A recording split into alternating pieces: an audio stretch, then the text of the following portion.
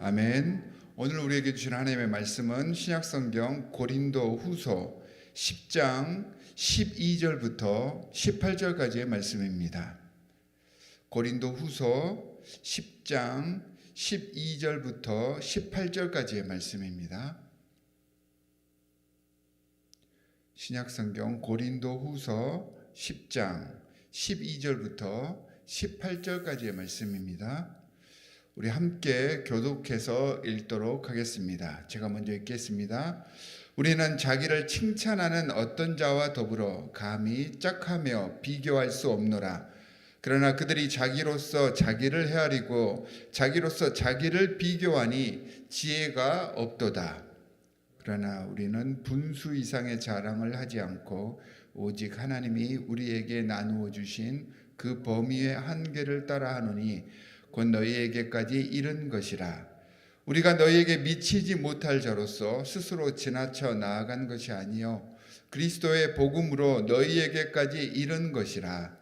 우리는 남의 수고를 가지고 분수 이상의 자랑을 하는 것이 아니라 오직 너의 믿음이 자랄수록 우리의 규범을 따라 너희 가운데서 더욱 풍성하여지기를 바라노라. 이는 남의 규범으로 이루어 놓은 것으로 자랑하지 아니하고 너희 지역을 넘어 복음을 전하려 함이라. 자랑하는 자는 주 안에서 자랑할지니라. 다 같이 읽겠습니다. 옳다 인정함을 받는 자는 자기를 칭찬하는 자가 아니요 오직 주께서 칭찬하시는 자니라. 아멘. 바울은 고린도 교회와 고린도 교회 성도들을 진심으로 사랑했습니다. 우리가 고린도 전서, 고린도 후서를 읽어보면 그 바울의 사랑하는 마음이 그대로 느껴집니다. 바울이 힘들고 정말 피땀 흘려서 어렵게 개척한 교회가 이 고린도 교회였습니다. 저는 고린도 교회를 사랑하는 바울의 그 마음을 아주 조금은 알 것 같습니다. 제가 우리 교회에 오기 전에 시카고에서 2년간 개척교회를 시작했었습니다. 제가 부족하고 연약해서 제대로 그 교회를 성장시키지는 못했지만 그 기간 동안 정말 최선을 다해서 우리 온 가족이 그 교회를 섬겼습니다. 비록 많은 수의 교인들이 예배에 참석하지는 않았고 정기적으로 출석하는 분들이 극히 소수였지만 저는 한 번이라도 예배에 참석하신 분들은 얼굴이 지금까지 기억이 납니다. 개척의 과정이 너무 힘들었기 때문에 지금은 사라져버리고 뿔뿔이 흩어진 교인들이지만 그분들 한 분 한 분을 아직까지도 잊을 수가 없습니다. 바울에게 바로 그런 교회가 고린도 교회였습니다. 아무리 그 교인들이 힘들게 해도 그렇게 힘들게 하면 할수록 더욱더 애틋하고 사랑할 수밖에 없는 교회가 이 고린도 교회였습니다. 이런 교회와 바울을 이간질하는 세력이 그 교회에 생겨서 문제가 생기기 시작하니까 바울이 얼마나 마음이 상했겠습니까? 바울이 얼마나 가슴 아파했겠습니까? 그래서 이 문제를 해결하기 위해서 고린도 교회에 쓴 서신이 고린도 전서와 고린도 후서입니다. 일단 교회에서 문제를 일으키고 분란을 만드는 사람들의 특징을 본문을 통해서 우리가 알 수가 있는데요. 우선 12절에 보니까 비교하는 사람들이다라고 이야기를 하고 있습니다. 여러분, 일반적으로 비교의 목적은 상대를 무시하기 위해서입니다. 상대를 깎아내리기 위해서 비교를 하는 것입니다. 이 고린도 교회의 적대자들이 상대를 무시하는 방식도 보면 정말로 비인간적이고 소위 말하는 세상적입니다. 세상적인 기준인 출신이나 배경, 가진 것을 가지고 상대를 계속해서 판단하고요. 그 판단에 따라서 상대를 깔아 뭉개었습니다. 심지어는 외모를 비하하고 바울의 말재주를 가지고 걸고 넘어졌습니다. 신앙인들에게 가장 중요한 것은 외모나 그 사람이 가지고 있는 것이 무엇인가가 아닙니다.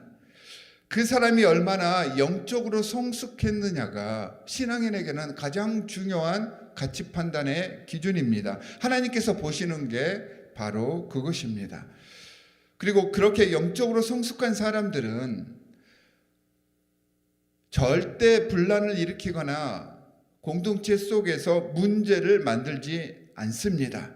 영적으로 성숙한 사람과 함께 있으면 편안합니다. 그리고 기분이 좋아집니다. 그런데 그런 기준이 아니라 세상적인 기준으로 사람을 대했을 때 그곳에 문제가 생기는 것입니다. 교회에 문제가 생겼다는 것은 이렇게 세상적인 방법으로 서로를 비교하고 판단하기 시작하면서 그곳에 분쟁의 싹이 시작되는 것입니다. 또한 분란을 일으키는 사람들의 말과 행동은 결국은 그렇게 함으로 자기 스스로를 높이려고 합니다. 자신이 세상의 주인이 되고 싶은 것이죠.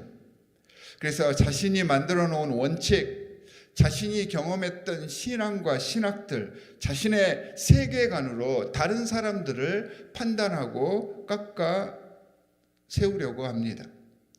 또한 그렇게 함으로써 주위에 있는 사람들을 자기 주위로 모여들게 하려고 합니다. 그리고 여기에 동조하지 않고 혹은 자신의 생각과 위험에 도전이 되는 사람들은 어떤 식으로든 깎아내려서 결국 자신이 빛나고 드러나게 하는 것입니다. 큰 공동체뿐만이 아니라 가정에서도 마찬가지죠. 특별히 이런 사람들이, 이런 세력들이 세상 속에서 기독교의 이름으로 이단의 모습을 만들어가는 것입니다. 말로는 교회라고 하는데 교회의 모습을 만들어가지 못하고 그러므로 인해서 세상 사람들이 교회를 욕하게 하는 그런 빌미를 제공합니다. 그래서 이렇게 자신들의 이익을 위해서 상대를 압박하기 때문에 그런 사람들, 그런 단체 속에 들어가게 되면 분위기가 무겁습니다. 함께 있으면 부담스럽습니다. 조금이라도 나에게 그런 느낌이 든다면 그곳에 혹은 내가 문제가 있는 것입니다. 이런 사람들은 또한 16절에 나와 있듯이 남의 수고를 가지고 자신들의 공로인 양 떠들어대고 남의 수고를 가로채서 자신들의 이익과 자신의 기득권을 챙기려고 합니다.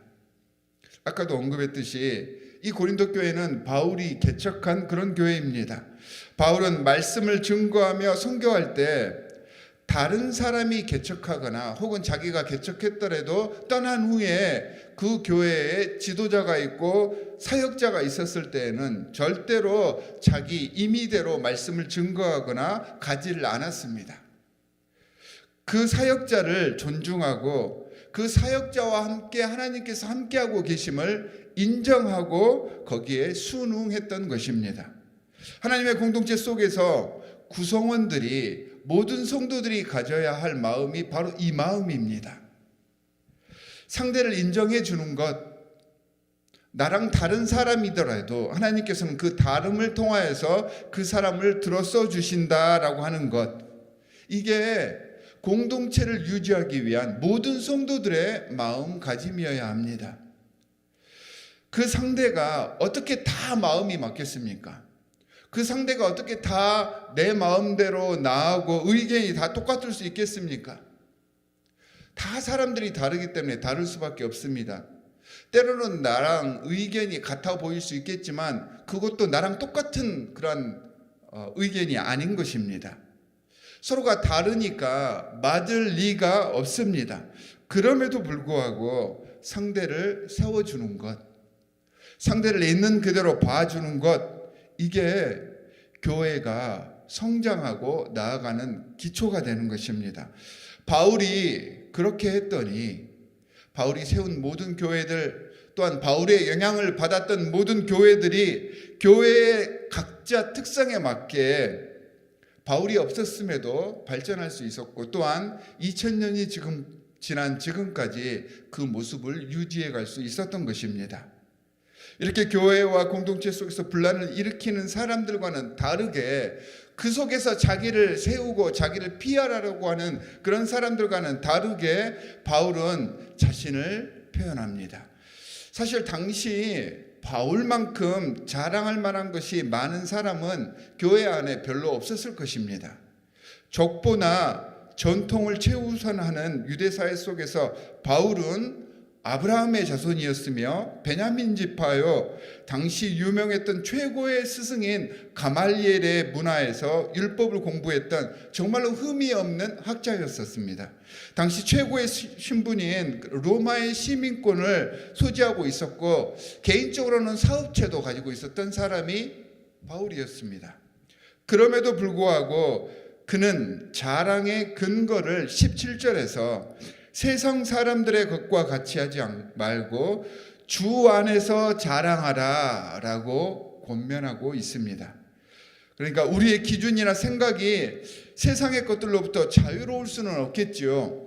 하지만 하나님의 공동체인 교회에서 신앙인으로서의 자랑은 주님 안에서 자랑하는 것입니다. 그러니까 주님으로 말미암아 자랑할 건덕지들이 계속해서 생길 수 있게 해야 한다는 말입니다.